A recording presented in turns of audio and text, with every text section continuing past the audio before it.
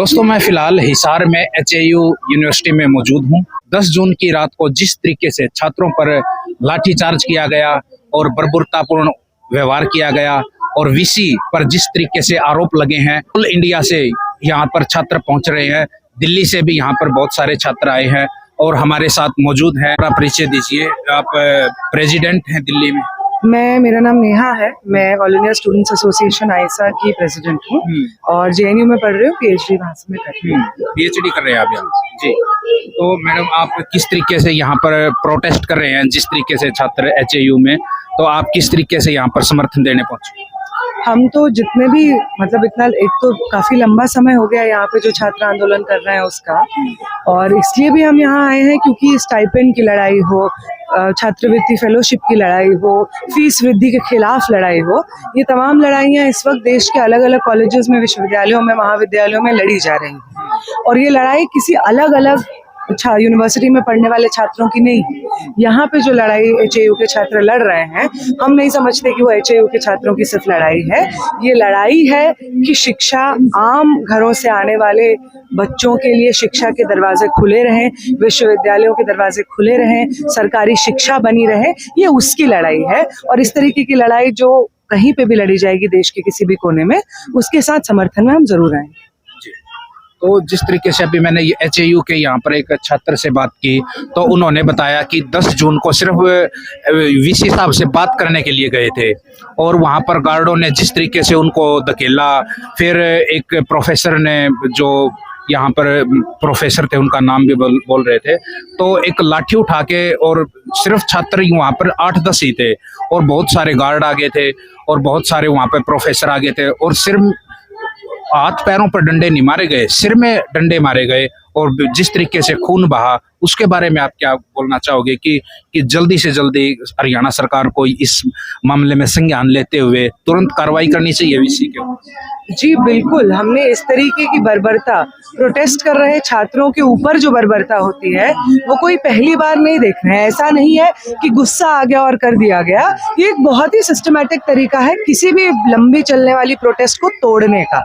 जब ये हिंसा हुई थी यहाँ पे, उसके एक दिन बाद भी हम लोग यहाँ पे आए थे, साथी आए थे बात रखने के लिए, क्योंकि JNU में भी जिस तरीके की लड़ाई हम लोग देखते हैं, JNU में भी 2019 में फीस बढ़ाई गई थी, उसके खिलाफ छात्र सड़कों पे उतरे थे और इसी तरीके से उनका सर फोड़ा गया था, उनको मारा गया था, सड़कों पे घसीटा गया था।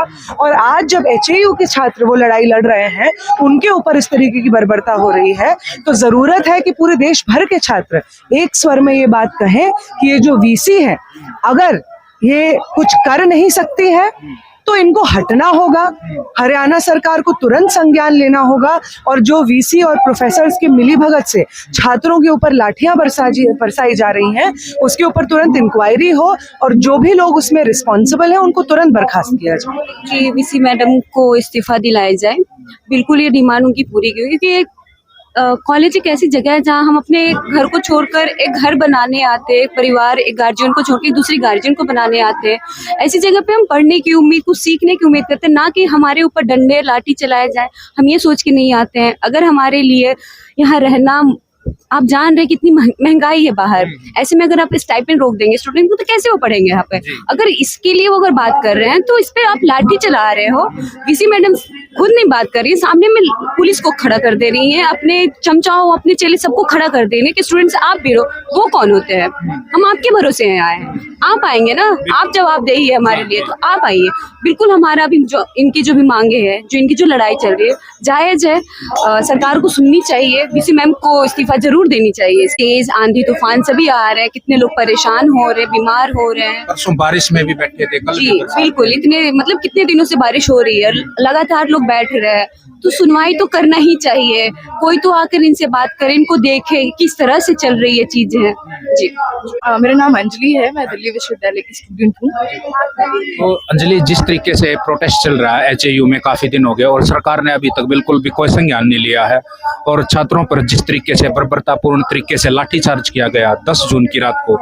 अभी मैंने एक छात्र से बात की कि भाई कुछ ही छात्र थे और बहुत सारे गार्ड आ गए और गार्डों ने भी जिस तरीके से लाठीचार्ज, प्रोफेसर ने खुद, जो एक शिक्षा के मंदिर में प्रोफेसर ने खुद उठा के सिर में लाठी मारी है, हाथ पैर पे भी नहीं, सिर में लाठी मारी है। तो बताइए आप क्या बोलना चाहिए? बिल्कुल, आज तो हम देश भर में यही मॉडल भाजपा आरएसएस की जब से सरकार है देश में 10 साल हो गए हैं, तब से यही मॉडल देश के तमाम यूनिवर्सिटीज में देख रहे हैं। एचएयू में हमें पता चला कि यहाँ पे भी छात्र संघ का चुनाव नहीं होता। ऐसे ही आप एएमयू उठा लीजिए, आप दिल्ली में जामिया मिलिया इस्लामिया उठा लीजिए, आप बीएचयू देख लीजिए, लखनऊ यूनिवर्सिटी देख लीजिए, देश के तमाम ऐसे प्रतिष्ठित यूनिवर्सिटीज में आज छात्र संघ का चुनाव नहीं होता। ये एक पहला हमला होता है इस कड़ी में, जब शिक्षा को बर्बाद करना होता है कि सबसे पहले छात्र संघ खत्म करो। किसी भी तरह का स्टूडेंट्स का रिप्रेजेंटेशन नहीं होगा, किसी भी तरह का उनका कोई बॉडी नहीं होगा जो उनकी मांग, उनके एस्पिरेशन, उनके डिमांड्स को प्रशासन के सामने रखे। तो इसी तरह से हम देख रहे हैं आज देश के तमाम यूनिवर्सिटीज में, हम डीयू से आते हैं, डीयू में एक तरफा फीस वृद्धि लगातार हर सेमेस्टर हम लोग देखते हैं। नई शिक्षा नीति ऐसे पॉलिसीज लाकर जो सीधे सीधे कहता है कि अगर गरीब की, अगर मजदूर की, अगर किसान की औलाद हो तो तुम्हारे लिए दिल्ली विश्वविद्यालय के गेट पे ताला लगा है। इस तरह की पॉलिसीज लाके एक तरफा निकालने की कोशिश की जा रही है अल्पसंख्यक समुदाय से आने वाले स्टूडेंट्स को। यहाँ पे भी जो सवाल है, चाहे वो फीस वृद्धि का सवाल हो, चाहे वो स्कॉलरशिप और फेलोशिप का सवाल हो, वो आज देश के तमाम स्टूडेंट्स का सवाल है, तमाम यूनिवर्सिटीज में। और ये जो हमला है ये बहुत स्ट्रैटेजिक टैक्टिक्स से भाजपा आज देश में जो सोच रहे हैं, पढ़ रहे हैं, सवाल कर रहे हैं, विरोध कर रहे हैं। आज भाजपा का सबसे बड़ा विपक्ष देश में छात्र हैं और इससे डर कर वो इस हमले को अंजाम दे रही है देश के तमाम यूनिवर्सिटीज में।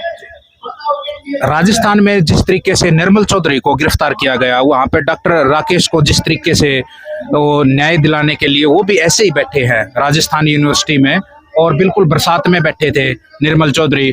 और जिस तरीके से वो एग्जाम देने के लिए गए थे और एक वो विधायक है पुनिया जी, उनके साथ विधायक तक को नहीं छोड़ा।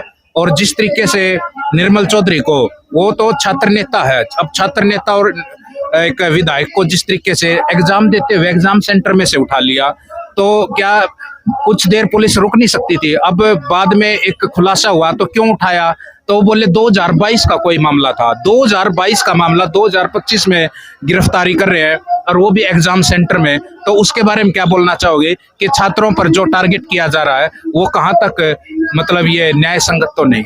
न्याय संगत तो बिल्कुल नहीं है, और बल्कि देश में आज जेलों में सबसे ज्यादा पढ़ने वाले, लिखने वाले, पढ़ाने वाले और जर्नलिस्ट और तमाम इस तरह के लोग जिसको आप देश का बुद्धिजीवी कहेंगे, इंटेलेक्चुअल कहेंगे, आज भारत की जेलों में सबसे बड़ा यही तबका है जो बंद है। कोई उमर खालिद, सरजील इमाम, हनी बाबू, ये तमाम ऐसे लोग हैं जो या तो हमारे साथ पढ़ने वाले लोग रहे हैं या तो हमें पढ़ाने वाले लोग रहे हैं। तो आज ये सरकार एकदम कांपती है, मैं कहूंगी ये सरकार बहुत बुज़दिल सरकार है जो किसी भी तरह से विमर्श और विचार को पैदा होने नहीं देना चाहती है देश में। इसीलिए यूनिवर्सिटीज पे जो हमला है, क्रिटिकल थिंकिंग और सवाल को खत्म करने वाला एक बड़ा षड्यंत्र है भाजपा सरकार का। बिल्कुल। और छात्र संघ चुनाव भी बहाल नहीं कर रहे, तो उसके बारे में आप क्या बोलना चाहोगे कि भाई सरकार को किस बात का डर है छात्र संघ न करवाने के? बिल्कुल, ये सरकार जो देख रही है, खासकर अगर हम यहाँ की भी बात करें, हरियाणा की धरती है जहाँ पे पंजाब के साथ यहीं के किसान मिल गए तो इनको दिल्ली हिला डाला उन किसानों ने, उनको 3 काले कानून, कृषि कानून वापस लेने पड़े। और आज वो देख रहे हैं कि जिस तरह से छात्र आंदोलन चरम पे है, चाहे वो बिहार में रोजगार के सवाल पे हो, चाहे वो यूपी में धांधली के सवाल पे हो, पेपर लीक के सवाल पे, दिल्ली में हमने देखा पिछले साल जब नेट का पेपर लीक होता है। आज देश का युवा बहुत हताश है, परेशान है और वो समझ गया है कि मंदिर मस्जिद की राजनीति तो उनका पेट नहीं भरेगी, उनका भविष्य नहीं सुधारेगी, उनको चाहिए बेहतर शिक्षा, बेहतर अवसर। और आज ये समझ के जो स्टूडेंट्स हैं देश के, वो ये सवाल कर रहे हैं और इसी से डर के हर तरह से खत्म करने की कोशिश, जो बिरला अंबानी रिपोर्ट आती है 25 साल पहले, आज सरकार उसको लागू कर रही है। जिसका पहला कदम है कि छात्र संघ खत्म करो, दूसरा कदम है कि प्राइवेट जो इन्वेस्टमेंट है उसको यूनिवर्सिटीज में लागू करो, जिसका सीधा सीधा मतलब है निजीकरण। तो आज ये तमाम हथकंडे अपनाकर स्टूडेंट्स को एक तरह से बेदखल करना चाहती है और यूनिवर्सिटीज को प्राइवेटाइज करके इसको अपना गढ़ बनाना चाहती है कि जिस तरह के पॉलिसीज, जिस तरह का नियम वो लाना चाहे, बिना रोक टोक के वो पारित होता रहे। बिल्कुल। तो जिस तरीके से देखो छात्रों में जिस तरीके से रोष है और जिस तरीके से तुरंत इस मामले में एचएयू में कार्रवाई करनी चाहिए कि वीसी को, आज लगातार दिल्ली से भी छात्र पहुंच रहे हैं और वीसी को यहाँ पर एक बर्खास्त करने की मांग है और छात्रों की जो स्टाइफंड है उसको तुरंत बहाल करना चाहिए, उसको बिल्कुल भी रोका नहीं जाना चाहिए। तो लगातार बने रहिए हमारे साथ।